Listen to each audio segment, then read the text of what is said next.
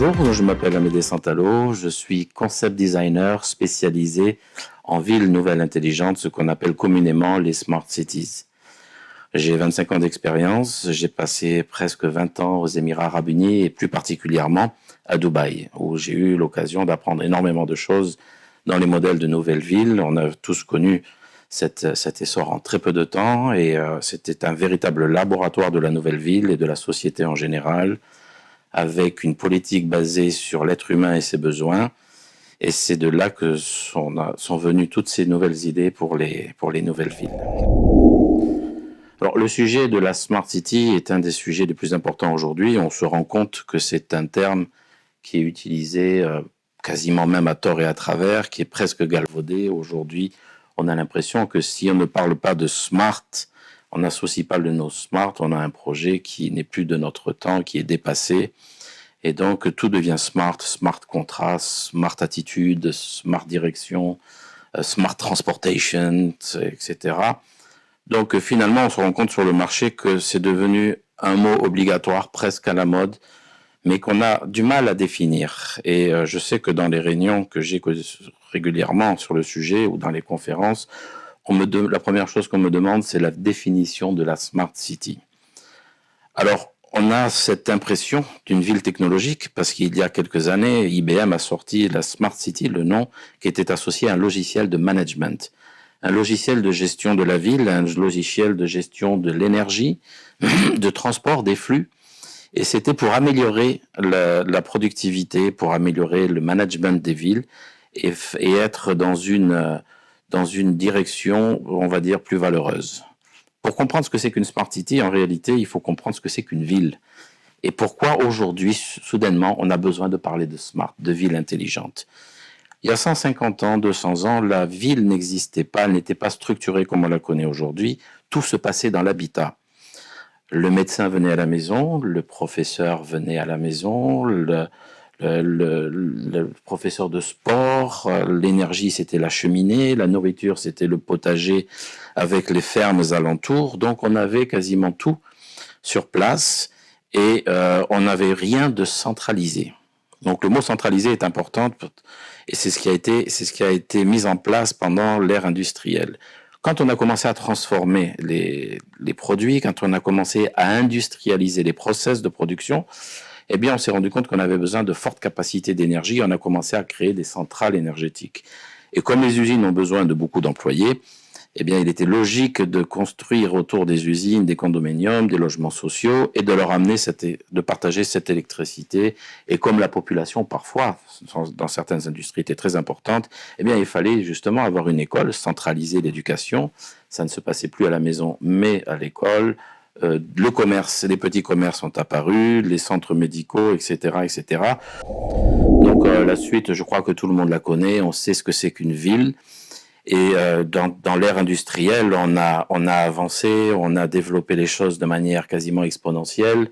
C'était la politique de je consomme, je jette, je produis, je consomme, je jette. C'est ce qu'on appelait la société de consommation, où on ne se souciait pas des ressources parce qu'on était au début de l'exploitation. Et donc, ça allait dans tous les sens.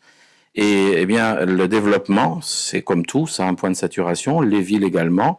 Je vous donne un exemple d'architecture. Si vous voulez construire un immeuble de grande taille en pierre, eh bien, vous allez arriver à un moment, 5-6 étages, où si c'est uniquement de la pierre, de par son propre poids, le bâtiment va s'écrouler sur lui-même. Donc, c'est pour ça qu'on a mis des structures en fer et en béton, c'est pour pouvoir monter plus haut. Donc, une ville, c'est pareil. On n'a pas eu le réflexe de calculer un indice qui est extrêmement important, qui est le taux de saturation de la ville. On a construit, on s'est développé, on répondait aux besoins et surtout aux besoins des marchés, avec toujours plus de produits, les voitures en font partie, etc. Donc, les villes ont été conçues autour de la voiture. Et c'est ce qui a généré beaucoup de problèmes parce que on comprend bien que les routes sont un point important quand on arrive au point de saturation. Beaucoup de capital, pas seulement en Afrique, mais on voit en Inde, on voit en Chine, même en Europe, certaines capitales qui sont complètement saturées.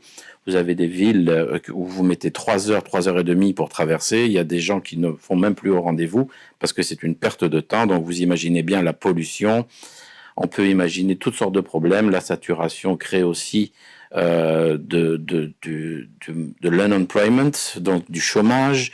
Les gens sont laissés pour compte, le développement des bidonvilles, etc. Donc les villes ont arrêté d'être smart, ça devenait too much, trop, et il a fallu prendre une décision. C'est pas pour rien qu'aujourd'hui on change de modèle. Donc pour nous, la ville smart, c'est une ville différente, avec un modèle différent. Donc, on ne considère pas que la technologie rend smart une ville. C'est-à-dire que cette idée de créer de la domotique, de gérer des flux de transport, ou même l'énergie à travers des logiciels, le IT, etc., qui sont des outils extraordinaires et indispensables, et je le dis clairement dans les smart cities, mais ce ne sont que des outils. Une ville ne peut pas être smart parce qu'elle est technologique, elle est smart quand elle répond aux besoins basiques de l'être humain, c'est-à-dire de se nourrir, de se vêtir, d'avoir un toit, de pouvoir s'éduquer et se soigner. Ça, ce sont les vrais besoins de l'être humain. Aujourd'hui, on est dans une période où, alors là, je vais vous parler particulièrement de l'Afrique, où la population va croître et l'Afrique va doubler sa population. D'1,2 milliard, on va passer à 2,5 milliards en 25 ou 30 ans, ce qui est une croissance phénoménale, et c'est le seul endroit au monde où cela va se produire. Les autres régions, la population se stabilise, elle croîtra un petit peu peut-être en Asie, mais pour le reste du monde, eh bien, on voit que la population se régule et se stabilise naturellement.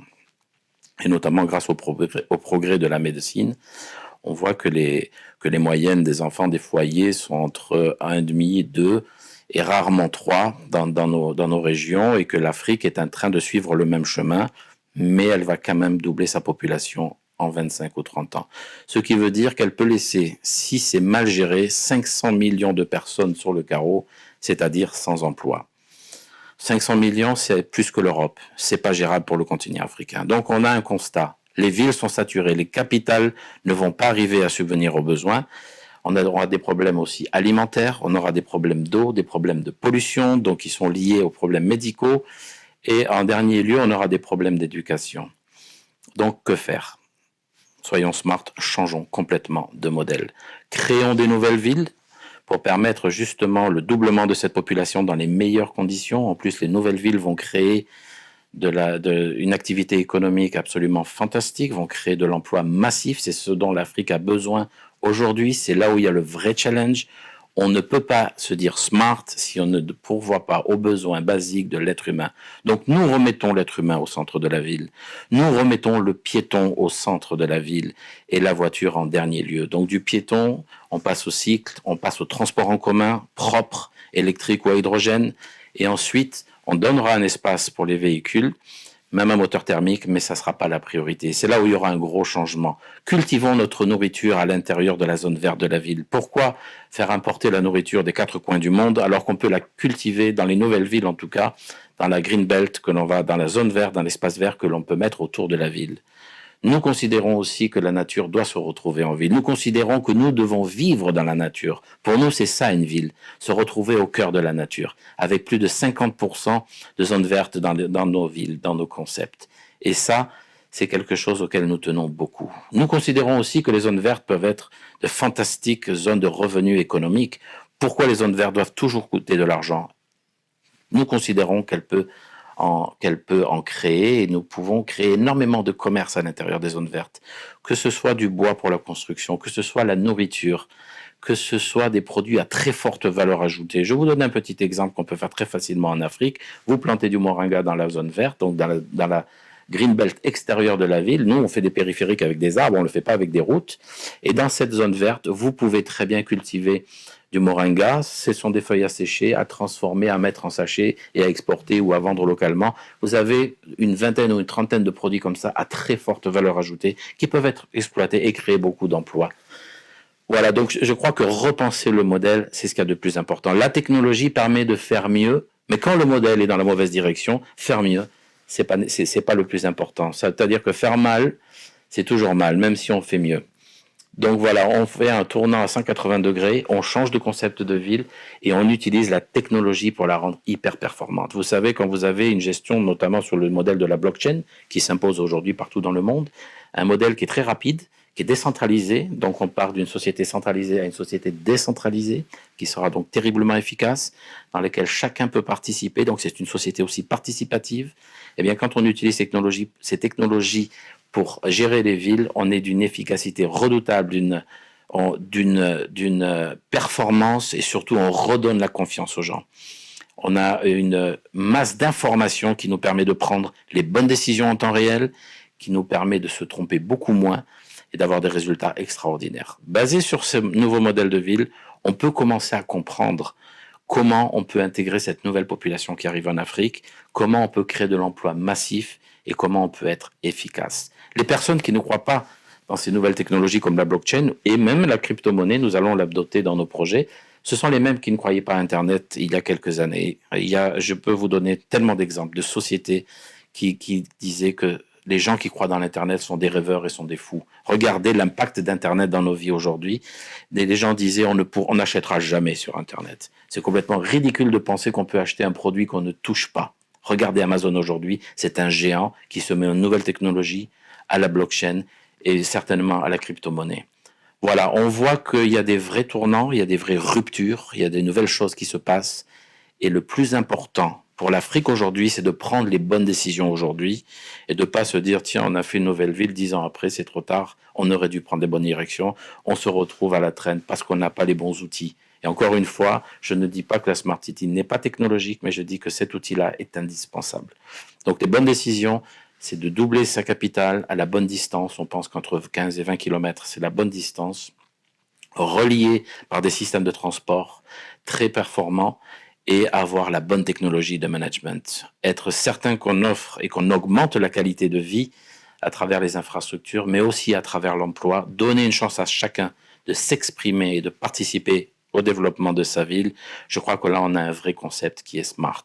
Il est smart parce qu'il remet l'humain au centre de tout. Oui, bien sûr, nous avons des projets et nous sommes totalement engagés dans le développement durable avec un respect de la nature, c'est-à-dire que tout ce que l'on fait ne doit pas avoir de collatéral sur la nature. Nous considérons même que la nature est un modèle. Nous étudions le biomimétisme avec attention et nous mettons tout notre développement basé sur l'économie circulaire. Donc vous voyez l'humain au centre de tout, les nouvelles technologies, la nature comme exemple, car la nature fait bien, elle sait faire, donc nous l'étudions, et avec une économie circulaire, c'est-à-dire que pour nous, rien n'a pas de valeur. Tout ce qui est créé peut être recyclé, mais peut jouer un rôle. Et nous considérons aussi que la population peut jouer son rôle, donner ses idées, c'est ce qu'on appelle une société participative. Nous donnerons dans nos Smart Cities la possibilité aux citoyens de s'exprimer et d'apporter des idées pour une évolution de la ville dans le bon sens et pour le bien-être de l'être humain, car à la fin, l'objectif est d'augmenter la qualité de vie de nos concitoyens. Merci beaucoup à la Société Projex pour cette interview et c'était un plaisir. Merci.